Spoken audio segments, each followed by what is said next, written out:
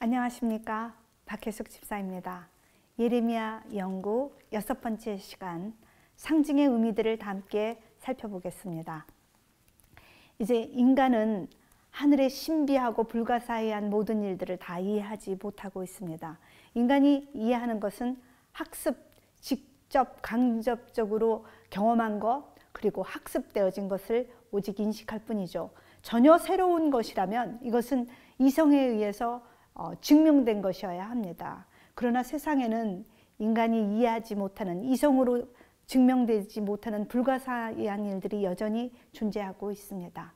하나님은 이렇게 인식의, 언어와 인식의 제한을 가지고 있는 인간들에게 하늘의 놀라운 신비를 설명해 주시기 위해서 그림의 언어, 상징들을 사용하셨습니다. 오늘 우리 다 함께 그 상징의 언어들을 우리가 함께 풀어나가 보겠습니다. 첫 번째 날은 이제 특별히 성소에 있는 상징들을 보도록 하겠습니다. 성소 제도의 진정한 의미가 무엇이냐? 성소 제도는 그리스도께서 그리스도의 모든 죄를 진 인간을 향한 그리스도의 사역이 이제 가장 중요한 핵심적인 의미인데요. 이제 그리스도께서 제물이 되셔서 그 창세부터 죽임을 당한 제물이 되신 그리스도의 사역, 그리고 대제사장으로서 하늘과 또 지상에서의 그분의 봉사 사역, 그리고 성소의 가장 중요한 요소인 하나님의 품성이죠. 공의와 자비의 하나님의 품성, 그리고 죄에 대한 궁극적인 심판, 이러한 중요한 의미들이 이 성소의 제도의 의미라고 할 수 있겠습니다. 그러면 성소가 지어진 목적은 무엇이냐? 성소의 목적을 보자면 이제 24장에서 모든 이제 지파들을 12지파들을 다 모아놓고 이제 피를 뿌리면서 이제 성소를 이제 계약을 하고 난 다음에 25장에 오면 내가 너희들 가운데 거할 장막을 지으라고 하나님이 명령하십니다. 즉 하나님께서 백성과 함께 계시기 위해서 장막은 지어지게 됩니다. 그러나 그러기 때문에 죄를 지은 인간이 하나님을 만날 수 있는 곳은 유일하게 바로 이 성전이었습니다. 하나님이 이 땅에서 자신을 제한하셔서 인간과 만날 수 있도록 하신 곳, 죄를 지은 인간이 하나님을 만날 수 있는 곳, 그것은 오직 한 곳밖에 없는데요. 그것은 결국은 예수 그리스도 안입니다. 오직 예수 그리스도 안에서 하나님은 죄인인 인간을 만나주시고 또 죄인된 인간은 하나님께 나아갈 수 있는데요. 바로 성소는 예수 그리스도 자신에 대한 표상이신 것입니다. 그래서 그리스도의 제물 되심과 그리스도의 대제사장 되심, 그것의 상징이 있기 때문에 이제 인격이 되신 예수님께서는 이제 신약의 세계에 오시면 말씀이 육신이 되어 우리 가운데 거하심에 그 영광을 보니 독생자의 영광이라고 얘기하죠. 성육신, 성전의 건축과 성육신의 진정한 목적은 임마누엘, 하나님이 우리와 함께 하시기 위한 것. 성소의 목적은 오직 하나님과 인간이 만날 수 있는 예수 그리스도이신 것을 우리가 이제 볼 수 있겠습니다. 그러면 이제 또 두 번째 성전을 지은 목적이 또 무엇인가 하면 그것은 카도시, 거룩하게 하기 위함인 것입니다.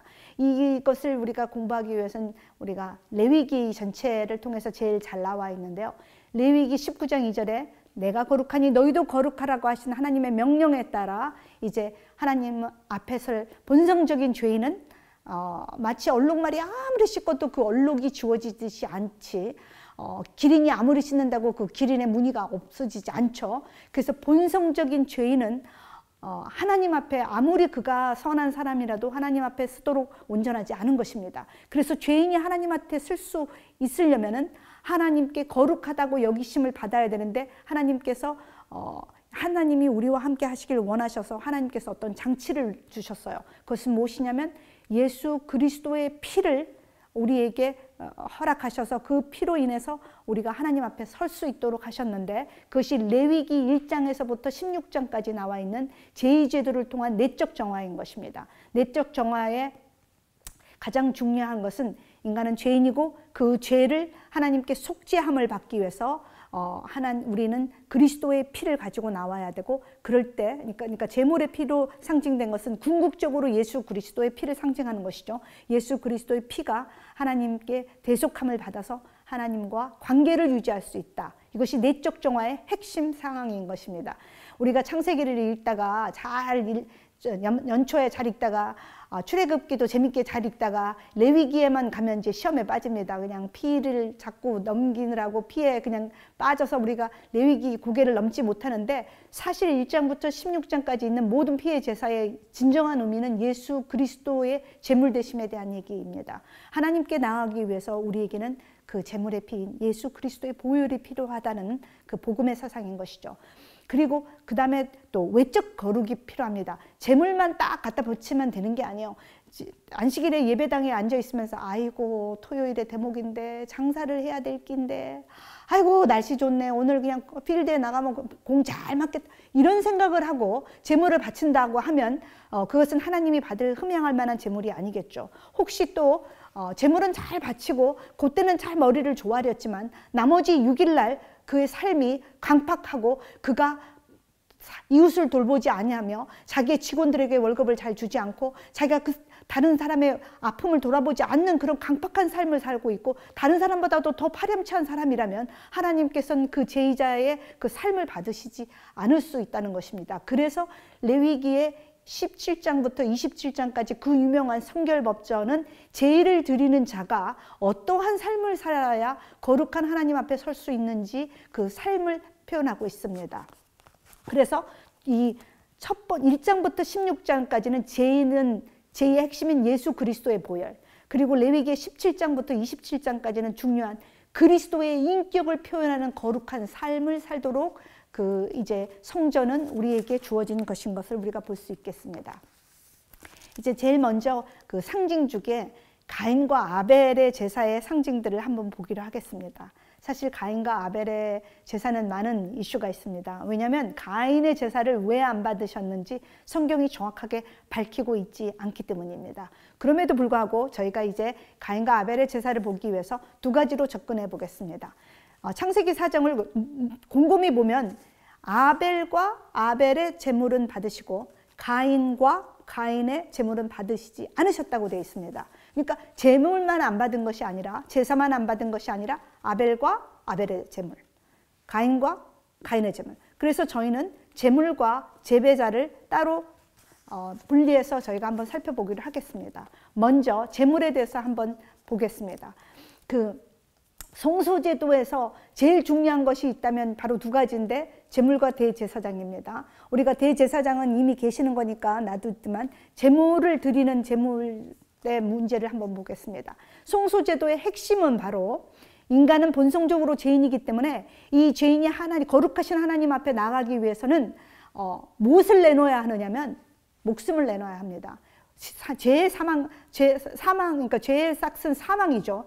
사망이니까 우리는 사실은 생명은 하나님께 속한 거니까 죄를 지을 때마다 우리 생명을 하나님께 내놔야 합니다. 내놔야 되는데 우리가 죄를 지을 때마다 생명을 내놓는 것을 하나님은 원하시지 않습니다. 사랑하시는 하나님께서 우리가 죄를 졌을 때 우리의 생명을 내놓지 않도록 한 장치를 두셨는데 그것이 제사제도입니다. 그 장치는 무엇이냐면 모든 육체의 생명은 피에 있다. 그 피는 죄를 대속케 하는 능력이 있다고 레위기 17장에서 말하고 계십니다. 그 피는 궁극적으로 예수 그리스도 어린 양의 창세로부터 죽임을 당한 그리스도의 피겠지만 아무튼지 그 피는 첫 번째 대속의 능력이 있고 그리고 생명을 주며 그리고 그것은 우리 언약의 증거가 되는 것입니다. 이렇게 대속을 해서 생명을 주고 하나님과 언약의 증보가 되는, 그리고 우리를 정결케 하는 능력을 가지고 있습니다.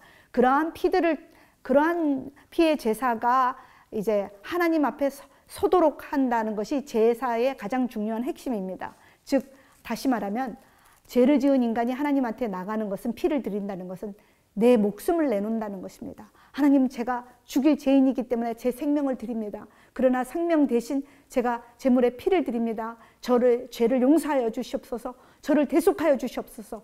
그럴 때 하나님께서 용서를, 대속죄를 카파르 덮어주셔서 우리를 받아주시는 거죠. 이것이 제의제도의 가장 중요한 핵심인데, 그러기 때문에 제물은 피가 되어야 되는 것이죠. 그런데 아벨의 제물은 그 양의 첫 새끼와 기름을 드렸습니다. 레위기 17장에는 첫 소산들, 정결한 짐승의 첫 소산은 하나님께 여호와께 속한 것이라고 얘기했습니다. 그리고 모든 기름들은 7장과 4장에 보면 하나님께 속한 것이니까 먹지 말고 하나님만 여호와께 드리라고 되어 있습니다. 마치 아벨은 레위기를 정통하게 통달한 것처럼 정확하게 그렇게 바치고 있다는 것을 보게 됩니다. 자기의 하나님의 명령에 따라 자기의 목숨을 대속해서 자기의 죄를 용서해달라고 그렇게 언약에 따라 드렸는데, 가인은 어떤 제물을 드렸나? 가인은 보니까 땅의 소산물을 드렸습니다. 농산물이었겠죠. 그래서 그러면 동물의 피를 드리지 않고 땅의 소산물을 드렸기 때문에 잘못이냐? 꼭 그렇다고 볼 수는 없습니다. 제물에는 번제가 있고 소제가 있고 화목제가 있고 속건제가 있고 속죄제가 있습니다. 이 5가지 제사가 다 하나님께서 원하시는 제사, 용납하는 제사니까 그 제물 자체는 흠이 없다고 하겠지만, 만약에 가인이 소제를 드릴 때 내가 이렇게 1년 동안 농사를 열심히 지어가지고 이걸 빻아가지고 맛있게 송편을 드려서 하나님께 드렸다. 야, 이거 봐라. 이러고 만약에 그런 마음으로 내 정성과 내 노력으로 드린 제의라고 생각했다면, 죄의 진정한 의미인 하나님, 저는 죽일 죄인입니다. 하나님 앞에 설 수 없습니다. 그러나 하나님께서 저와 관계를 맺어주기를 원합니다 하고 생명을 내놓는 피의 제의하고는 조금 의미가 다른 제물이 될 수도 있다는 것을 우리가 생각해 볼 수 있겠습니다. 이제 두 번째로 제의자의 자세를 한번 우리가 보도록 하겠습니다. 우리가 레위기의 얘기를 했듯이 이제 레위기의 17장부터 27장까지는 외적 정결, 하나님의 제사를 드리는 제의자가 어떠한 삶을 살도록 하나님께서 요구하시는지 나오는데, 그 긴 거를 17장부터 27장까지 저희가 다 할 수 없으니까 요약 버전, 요약해놓은 그 선지자들의 요약 버전을 한번 보겠습니다. 제사자의 삶은 어떠한 삶의 자세를 가져야 되겠느냐? 먼저 제일 유명한 미가의 버전으로 한번 보겠습니다. 미가는 그렇게 씁니다. 수천의 양보다 만만의 강물 같은 기름을 나는 원치 않고, 내 맏아들과 내 몸의 열매도 내가 원하는 것이 아니라 내가 원하는 것은 공의와 인자를, 사람을 사랑하는 것과 하나님 앞에 겸손히 서서 동행하는 것, 이러한 것이 제사자의 진정한 하나님이 요구하는 삶이다라고 얘기를 하고 있습니다. 또 이사야의 버전도 있는데요. 이사야는 1장을 통해서 이런 얘기를 하십니다. 내가 수양의 번제, 내가 모든 정말 기름들, 그리고 모든 피, 나 이거 원치 않다. 그리고 내 성전 바닥만 자꾸 밟지 말고 내가 진정으로 원하는 너희들을 향한 제의의 삶은 악행을 버리고 선행을 배우며, 그리고 고아를 신원하며 과부를 변호하고, 그리고 가난한 사람들을 착취하지 않고 억압하지 않는 그것이다라고 이사야서를 1장을 통해서 하나님께서 선포를 하십니다. 또한 아모스의 버전도 유명한데요. 아모스 5장을 통해서 이렇게 얘기합니다. 너희의 번제도 너희의 소제도, 내가 심지어는 화목제도 싫고 그 성회나 절기도 난 다 싫다. 찬송도 그만 불러라. 비파와 찬양도 그만해라. 너희가 너희에게 공의를 물처럼, 정의를 하수처럼 흘려야 한다 라고 그 레위기 17장에서 27장까지 있는 정결법전의 짧은 버전으로 제사자의 삶이 어떻게 해야 할 것을 요약해서 말씀하십니다. 저희가 아벨의 삶이 어땠는지는 알 수는 없지만, 아벨이 아마 그와 같은 삶에 있으려고 그가 두렵고 떨림으로 섰기 때문에, 혹시 그러지 못했다면 통회했기 때문에 그의 재물과 그의 삶, 그는 받아들였는데, 이제 가인은 그러지 못했던 것 같습니다. 우리가 뭐 가인의 그 과거의 삶은 알 수가 없지만 재물을 받고 난 후에 그의 삶은 우리가 알 수가 있는데요. 재물을 딱 드리고 나서 고개를 딱 들어서 보니까 자기 건 안 받았는데 동생 거는 받은 거야. 아니, 내가 1년 동안 얼마나 땀을 흘려가지고 농사를 지어가지고 그걸 빻아가지고 떡을 만들어서 드렸는데 내 거를 안 받아. 저걸 제 거는 받아. 제가 태어날 때부터 재수 없었어. 진짜 하나님 불공평하시네. 그러고는 불평불만을 하고 동생을 미워하더니 근데 때려 죽였어요. 아니, 그런데 제가 아무리 생각을 해도 동생을 너무 좋아했는데 그 제사 때문에 때려 죽였다고는 믿기 힘듭니다. 동생을 늘 질투했고 동생을 미워했고 동생을 때려 죽이고 싶을 만큼 미워하는 분노를 가지고 있었는데 이 사건이 트리거가 돼가지고 죽였다고 봐집니다. 그렇다면 혹시 그런 마음이 있었다 하더라도 그가 제의를 드리는 동안 회개했었어야 되죠. 마음이 변했어야 되죠. 근데 뭔 제의를 들었길래 눈을 뜨자마자 아유 재수없어 그리고 죽입니까? 분명히 통회하는 제의가 아니었음을 우리는 생각해 볼 수가 있습니다. 그리고 그렇게 때려 죽였으면 우리가 뭐를 해야 됩니까? 하나님 제가 정신을 차리고 보니까 제가 분노 때문에 동생을 죽였어요. 하나님 용서해 주세요. 이래야 되는 게 당연한데 뻔뻔하게 고개를 쳐들고는 하나님이 따라올까 봐 귀찮아서 들판으로 나갑니다. 하나님을 피해서 들판으로 가요. 회개하기를 거부하는 인간의 모습을 봅니다. 이제 강팍한 인간의 모습이죠. 그러니까 하나님이 할 수 없이 사랑의 아버지 하나님이 들판으로 따라오셔요. 그래서 다시 한번 기회를 줍니다. 동생이 어딨게? 동생이 어딨게? 하나님 저 복잡한 사람이에요. 제 인생도 바빠요. 내가 무슨 동생 그거 챙길 시간 없거든요. 내 인생도 바쁘니까 괴롭히지 마세요. 하고 내가 동생 지금 챙기는 잡니까? 하고 거부를 합니다. 우리는 살아가는 아픔에 살아가는 우리 삶에 바빠서 공동체와 연대를 거절합니다. 이 가난한 사람의 아파트 그 주거들이 철거되고 가난한 사람들이 약값을 못 내서 죽어가는 그런 것들을 우리는 내 일이 아니라고 관련하지 않습니다. 노인들이 자식들한테 버림을 받아가지고 길거리에 고속도로에 벌어지는 그런 일이 내 부모가 아니니까 우리는 신경을 쓰지 않고 있습니다. 공동체의 연계를 거부한 이기적인 인간의 모습이 거기에 나옵니다. 그래서 이렇게 하나님 앞에 회개하지 않고 공동체의 연계를 거절한 인간에게 있는 게 하나 딱 있었어요. 그 하나 있는 건 뭐냐면 자기 연민이에요. 어머나 어떡하면 좋아. 이제는 하나님 내가 이제 하나님한테 저주를 받았죠. 그러니까 이제 백성 나한테 복수를 할 건데 내 인생은 험한 세상을 살아야 할 텐데 나 어떡하면 좋아요. 자기 연민에 빠지는 모습을 보게 됩니다.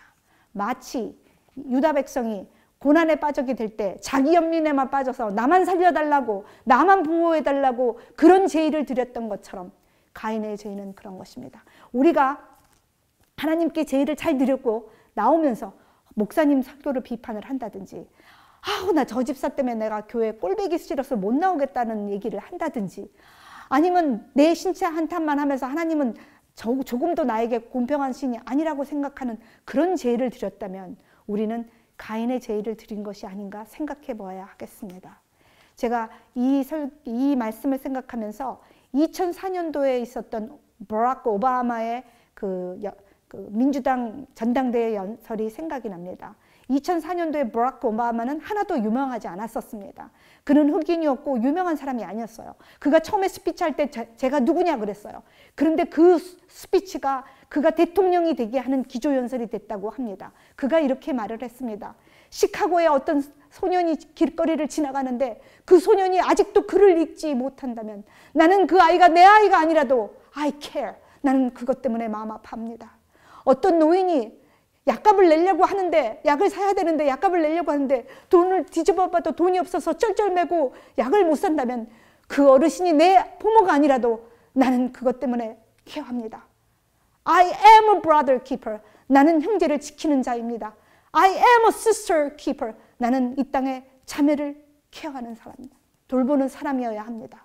하고 한 그의 연설은 참으로 우리에게 감동으로 다가오는 것입니다.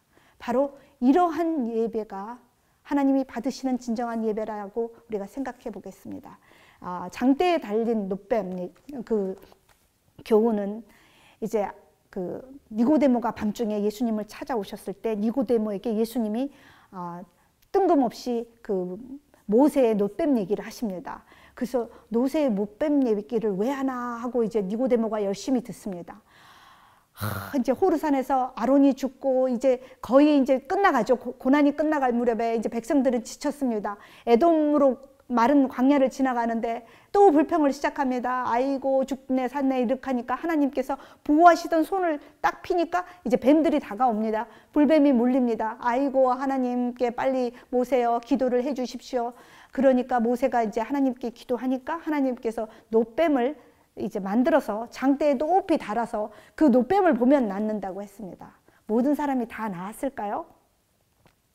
오늘날에 예수님께서 누구든지 그 독생자를 믿는 자마다 멸망치 않고 영생을 구하리라고 했음에도 불구하고 예수가 밥 주냐 떡 주냐 안 믿거든요. 그리고 고난 속에서 죽어가고 있거든요. 그것처럼 그때도 아니 뱀에 물렸으면 무슨 반석에서 물이 나와서 씻어주게 하든지 무슨 약을 주든지 안수를 해주든지 그래. 뭔 뱀에 물렸는데 뱀을 또 뭐라고 하고 죽어간 사람이 있었을지도 모르겠어요. 아무튼 그 장대에 들려서 높이 세워졌던 노뱀처럼 이 마지막 시대에 니고데모에게 이 인자도 들려서 십자가에 매달려서 죽게 될 것인데 그 노뱀이 장대에 들린 것처럼 인자가 들리는 것은 그리스도를 상징하고 그리스도는 모든 사람을 영생을 얻기 위함이다 라는 상징을 설명을 해 주십니다. 니고데모에게. 그리고 모리아의 제사, 그 유명한 모리아의 제사에는 많은 상징들을 포함하고 있지만 저희가 제일 중요한 거 하나, 여호와 이레의 의미가 무엇인가 한번 보겠습니다. 여호와 이레라는 것은 하나님이 준비하셨다라는 거죠. 하나님이 뭘 준비하셨냐면 이삭 대신 그 수양을 준비했는데 하나님이 뭐 수양을 준비했다는 것은 상징이고 하나님이 진정으로 준비한 것은 창세로부터 죽임을 받은 예수 그리스도시죠. 즉 아브라함에게 가장 소중한 것은 이삭이었습니다. 그가 수천 마리의 낙대보다도 그 가지고 있던 어떤 재물보다도 가장 소중한 건 100세 이후에 얻은 이 독자 귀한 아들이었어요. 아브라함은 두렵고 떨리고 그냥 모든 것을 다 바치는 생각으로 이삭을 드렸는데 그렇게 귀한 이삭이라도 하나님에게는 온전한 재물은 아니었습니다. 우리가 천천에 수양을 드린다 해도 만만의 기름을 드린다 할지라도 하나님께는 온전한 재물은 아닌 것입니다. 하나님의 온전한 재물은 하나님 스스로가 준비하시는데 그것은 어린 양 그리스도라는 것입니다. 그것이 여호와 이레가 주는 우리 상징의 의미라고 보겠습니다. 이제 월요일 토기장이와 진흥 얘기가 나옵니다. 이 토기장이 얘기는 로마서 9장에 그리고 이사야서 29장에 예레미야서 18장에 동일한 소재들로 나옵니다. 사실은 인간은 흙덩어리로 만들었습니다. 그래서 아담을 그 흙에서 만들어서 아담이라고 이름을 지었습니다. 인간에게. 그리고 인간이 죄를 졌을 때 너는 흙으로 졌으니 흙으로 돌아갈지어라고 선언을 하십니다. 아무리 성공하고 아무리 잘 나가고 노벨상을 받고 유명한 학자고 인생이 화려하다 할지라도 하나님의 영광에서 떠난 사람은 하나님의 눈에는 단 한 덩어리 흙덩어리인 것입니다. 그러나 우리가 정말 부스러기 흙 같은 보잘것없는 인생을 살아간다 할지라도 하나님의 영광에 비춰졌다면 하나님께서는 이시엘로힘 하나님의 거룩한 사람이라고 우리를 부르시는 것입니다. 그래서 이 토기장이가 진흙을 가지고 예쁜 크리스탈 그릇을 만들 수도 있고 그래서 샐러드 그릇을 만들 수도 있고 그리고 그 뚝배기 같이 된장을 만들 수도 있어요. 난 샐러드 그릇 하고 싶은데 뚝배기 하기 싫어요. 이런 권한이 진흙에는 없다는 것입니다. 심지어는 마음에 안 들어버리면 깨뜨려 버릴 권한도 토기장이에겐 있다는 것입니다. 창조주의 절대 주권 앞에 피조물은 어떠한 의견을 제출할 수 없는 것입니다. 우리는 겸손히 창조주를 신뢰해야 하는 것이죠. 그럼 이제 화요일 날 어느 민족의 몰락을 우리가 봅니다. 그 몰락한 민족은 하나님이 사랑하셨던 유대 민족이에요. 어떻게 하다가 하나님이 사랑하셨던 유대 민족이 몰락하게 되었는지 우리가 보겠습니다. 몰락의 이유가 첫 번째로 여러 가지 이유가 있겠지만 탑 넘버 1이 바로 우상숭배였습니다. 우상숭배 중에서도 특별히 무엇이었냐면 그 인신제의가 가장 중요한 심각한 하나님이 경멸하는 죄인이었는데요. 그것은 몰렉이라는 신에게 바쳐졌는데 암몬의 신이었던 국신이었던 몰렉에게 바친 제의였습니다. 이 몰렉이라는 것은 원래 어원은 멤, 라멕, 코프라는 단어를 사용해서 그의 멜레크라는 왕을 지칭할 때 쓰는 단어입니다.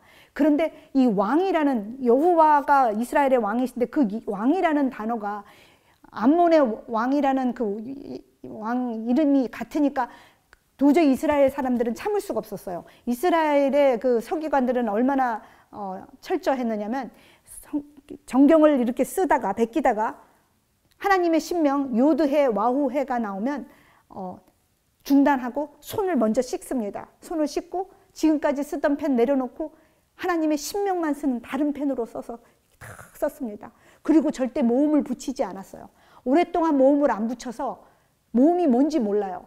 그래서 이제 마소렛 후에 모음을 붙여야 할 때 모음이 뭔지 기억을 못해. 그래서 하나님 요드해 와우해가 나오면 읽을 때 어떻게 읽느냐면 회당에서 아도나이라고 바꿔서 읽었습니다. 우리의 주님. 그래서 아도나이에 들어가는 모음을 붙여서 여호와라는 이름으로 됐을 것이다 라고 신학자들이 얘기하고 있습니다.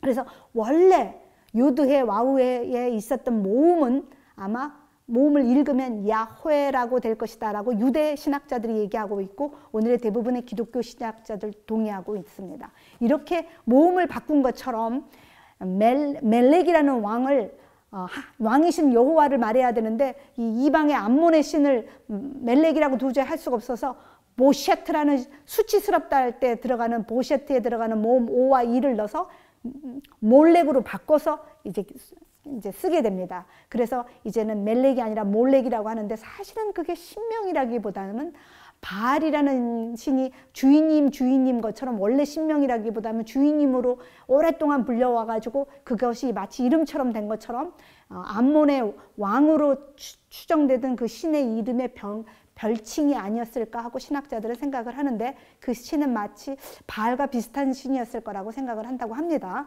그런데 하여간 그는 청동으로 된 거대한 신상이고요. 머리는 소고 몸은 사람의 모양을 가지고 있고 손을 이렇게 펼쳐서 이렇게 되어 있는데 가운데는 불제단이 있어가지고 불제단에서 막 불을 지피면 이 불 지핀 데서 이제 달궈져서 속에 비어있는 청동제단에 빨갛게 청동제단이 타오를 때 어린아이를 이 손에다가 올리면 이 손이 이렇게 밑으로 틸트되면서 아이가 밑으로 타다가 떨어지면 그 제단에서 타 죽게 되는데요. 그러면 아이가 우니까 그 소리를 못 듣게 하기 위해서 북을 막 당당당당당당 울리고 악기를 막 연주하는 정말이지 가증하고 대단히 엽기적인 그런 제의를 드렸던 것이라고 합니다. 그래서 이 흰놈의 아들의 계곡에 에서 많이 이 제단에 이제 세워지고 여기서 제물을 드렸는데요. 사실은 산당은 솔로몬 때 벌써 이미 세워졌어요. 근데 많은 학자들은 그때 당시는 9세기나 8세기, 9세기 이전에는 제물까지는 인신제물은 안 드렸는데 8세기 이후부터 아마 인신제물을 드리지 않았나 하고 이제 주장을 합니다. 어쨌거나 이 흰놈의 아들의 계곡에서 그 거룩한 곳이라고 지정된 이곳에서 많이 그러한 제의들이 벌어졌는데 이것은 특별히 도벳이라는 곳에서 많이 이루어졌어요. 도벳은 히브리어가 아니라 아람어에서 나온 뜻인데 토페트라는 것은 불타다, 타오르다라는 뜻을 가지고 있다고 합니다. 얼마나 불을 질러댔는지 그것이 불타는 곳이라는 이름이 붙을 정도로 하나님의 백성으로 세상과 달라져야 될 유다가 앞장서서 왕까지 요아스 왕과 므낫스 왕이 드렸으니 백성들은 얼마나 그 일들에 같이 앞장서서 그런 일들을 했겠습니까? 그래서 하나님이 경노하시게 된 것이죠. 그래서 여기서 이제 상징들을 볼 때 우리는 지옥이라 그러면 불타는 곳이라고 하지만 사실은 이 흰놈은 흰놈의 계곡이라는 얘기죠. 흰놈을 신학시대에는 이제 그리스어로 썼지 않습니까? 그게 그리스어로 음력이 될 때 게헨나가 됐어요. 그래서 게헨나라는 건 지옥이란 뜻인데 그것은 언제나 불타는 곳이라고 생긴 얘기는 옛날에는 도벳에서 제단에 불을 채웠고 요시야 왕은 종교개혁을 이제는 다시는 거기를 산당을 못하게 하도록 부정한 곳으로 만들어서 죄인의 시체 아니면 죽은 동물의 사체 아니면 오물이나 쓰레기를 거기서 매각장으로 해서 쓰레기를 태웠어요. 그래서 전에는 우상숭배 때문에 불태워지고 후에는 죽은 그 부정한 것들을 태우느라고 불태워져서 그리고 그 유명한 예레미야 선지자가 이 계곡이 살육의 계곡이 되고 하나님의 저주의 상징이 될 거라고 얘기한 후로 사람들은 항상 흰놈이라고 하면 하나님으로부터 멀어져간 저주의 상징 정말 불타던 그 더럽고 나쁜 곳 하나님 버린 우리가 심판받던 곳 하고 문학적인 상징으로 사용됐는데 헬라 시대 그리스에 와서 그리스어로 게헨나가 되면 지옥이라는 의미가 됐어요. 그래서 지옥이라는 건 하나님이 따로 그런 장소를 창조하셔서 하나님을 안 믿는 사람은 지옥불에 지글지글 태우는 바비큐를 만드는 것이 아니고요. 문학적인 상징인 것입니다. 하나님을 떠난 사람의 저주의 삶이 어떤 것인가에 대한 상징이라는 것을 우리가 또 다시 볼 수도 있겠습니다. 이렇게 하나님은 인신제사를 거부하셨습니다. 레위기 18장과 20장에 보면 투석형으로 죽여서 이 절대 민족 중에 끊쳐지게 해라, 이런 가공한 짓을 한 사람을.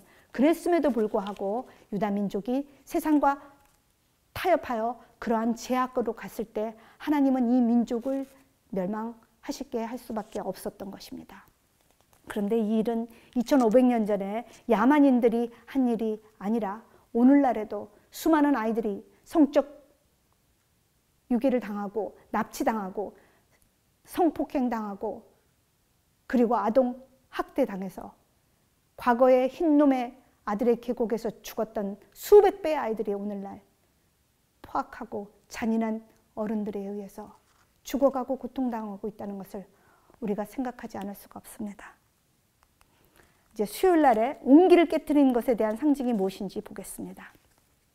하시드 문으로 갑니다. 이제 질그릇 공장들이 있는, 공인들이 있는 그 조각문, 질그릇 조각문으로 들어가서 유대 어른들과 몇 분 모시고 가서 이제 보여줍니다. 이 도벳은 이렇게 불타올랐던, 우상숭배에 불타올랐던 이것은 이제 사륙의 골짜기가 돼서 하나님께서 온기를 팍 깨뜨린 것처럼 이제 영원히 심판을 받을 수밖에 없다라는 절대적인 심판을 내리게 됩니다. 도기가 깨지면 다시는 그릇을 쓸 수 없는 것처럼 하나님을 끝내 거절하는 백성의 운명에 대해서 예레미야는 장엄하게 선고를 합니다. 그래서 이제 그런 결정적인 선고를 들었으면 모두 다 가슴을 치고 회개하고 돌아와야 되는데 그 순간에도 가인처럼 우리 아니면 아이고 우리는 어떻게 하면 좋아요, 나만 살려주세요, 죄를 회개하지 않고 가인의 제사를 드리고 있는 이스라엘을 봅니다. 백성들은 아니를 우리가 살려달라고 기도하고 지도자들은 어떻게 하든지 정치적으로 군사적으로 애국과 연합을 해서 살아날까 구궁리만 하는 그러한 모습들을 보면서 온기가 깨어지는 상징을 봅니다. 그래서 우리는 우리의 죄가, 우리가 날마다 저지르는 우리의 은밀한 죄가 강을 넘기 전에, 우리의 영혼의 자아가, 그 토기가 완전히 깨어지기 전에 여호와께로 돌아와야 할 것입니다. 이제 마지막 목요일에 이제 보면 세마포띠 얘기가 나옵니다. 이제 본문 예레미야서 13장을 본문으로 하고 있습니다. 이 이야기는 예레미야에게 허리띠를 사서 띠라고 합니다. 허리띠를 띠고 있었더니 하나님께서 이제 유프라테스에 가서 그 띠를 묻으라고 합니다. 그래서 띠를 묻었어요. 그리고 돌아옵니다. 그리고 얼마 후에 거기 가서 묻어놓은 띠가 어떻게 됐나 보라고 합니다. 그래서 띠 보니까 다 썩어 있죠. 그래서 그 얘기에 담긴 상징들을 설명하고 계시는 것입니다. 예레미야가 옷을 입었는데 옷을 입은 예레미야는 하나님 자신을 상징합니다. 예레미야가 사서 띄었던 띠는 세마포띠, 즉 배띠, 제사장이 하나님의 성전에서 봉사할 때 입는 옷이죠. 즉 하나님의 거룩한 백성은 유다의 집안과 이스라엘의 집안인데, 그래서 유다의 집안과 이스라엘의 집안은 하나님께 속한 백성이고 하나님의 영광과 자랑이 되는 백성이어야 되는데, 하나님께 속하고 하나님의 영광을 받아야 될 유다가, 이스라엘이 하나님을 떠날 때 어떤 운명을 받게 되는지 보여주는 것입니다. 유프라테스로 옮겨져서 거기서 썩게 된다는 거죠. 여기서 물은 세속을 말하는 것입니다. 세속으로 나갔을 때 썩어서 쓸모없는 그런 고통의 삶이 예비됐다는 얘기가 이 예화 속에 나오는데요. 이 얘기 속에 이제 페라트라는 강이 나오는데, 이 페라트는 구약에서는 유프라테스로 번역이 되는데, 이제 학자들은 참 걱정을 많이 합니다. 왜냐하면 유다에서 제일 가까운 데 있는 유프라테스 강이 540km, 560km라고 합니다. 그런데 갔다가 왔다가 또 다시 띠를 보러 갔다가 하면 2240km, 최소 2240km. 한 번 가는데 4달. 그러니까 왔다 갔다 한 달, 1년 6개월이 걸리는 그 기간 동안 정말 예레미야가 그 띠 하나 보러 왔다 갔다 했을까? 그렇게 친절하게 걱정을 하시면서 아마도 예루살렘 근처에 있는 강이었을 것이다. 혹은 아나돗에서 조금 북동쪽에 떨어져 있는 파라라는 암소 마을이 있는데 거기에 있는 개천이었을 거다. 그런데 파라나 페라트나 자음은 두 개가 똑같죠. 그래서 아마 필기하다가 서기관이 잘못 쓸 것이었을 것이다라고 그렇게 친절하게 걱정을 해줍니다. 그러나 예레미야는 평생 40년을 오직 하나님의 예언을 전하기 위해서 그의 일생을 바치신 분이신데 오늘의 신학자들은 너무 걱정을 많이 하는 것이 아닌가 생각이 됩니다. 어쨌거나 하나님의 자랑이 되고 하나님에게 속해야 된 하나님의 사랑의 대상이 되어야 할 하나님의 사람 유다가 하나님을 버리고 세상으로 나갔을 때 썩어버린 세마포와 같은 고난이 예비된 그런 삶을 살 수밖에 없다는 예화가 이 상징들이 여기에 담겨져 있습니다. 이제 더 깊은 연구, 이제 금요일을 보겠습니다. 마지막 이 금요일 연구에서는 로마서 9장에 이제 다시 토기장의 얘기로 우리가 돌아가겠습니다. 이 토기장의 얘기 속에서 욥기에서 말씀하시지 않았던 하나님의 대답이 여기서 나와 있습니다. 왜 하나님 우리를 만드셔서 이렇게 고난된 삶을 살게 하나요? 하고 욥이 물었을 때 하나님은 대답하시지 않으셨거든요. 그런데 로마서 3장에 이렇게 대답하고 계십니다. 내가 이 사람아 내가 뉘기에 감히 하나님을 힐문하느뇨? 어찌 나를 이같이 만들었냐 말하겠느냐? 통이장이가 진흙 한 덩어리로 하나는 귀 쓸 그릇을 하나는 천이 쓸 그릇을 만들 권한이 없느냐 하고 말씀하십니다. 하나님은 우리에게 말씀하십니다. 너는 스스로 있는 존재가 아니라 내가 만든 존재다. 너가 태어나지 않을 수도 있었고 태어나서 한 달 만에 죽을 수도 있었고 어쩌면 태어날 때부터 평생 식물인간으로 태어나서 얼마 빛을 보지 못하다가 죽을 수도 있는데 오늘 내게 생명 주신 하나님에게 너는 그렇게 물을 권한이 없다라고 말씀하십니다. 창조주의 절대적인 권한으로 생명적, 존재론적 질문 앞에 피조물은 유구무원인 것입니다.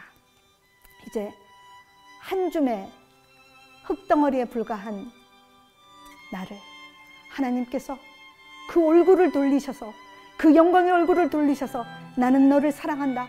너로 인하여 기쁨을 감추지 못한다고 하시는 그 하나님 앞에 오늘도 생명 주심에 그리고 우리의 작은 반응에도 온 귀를 기울여서 반응하시는 그 하나님을 사랑하기를 원합니다. 감사합니다.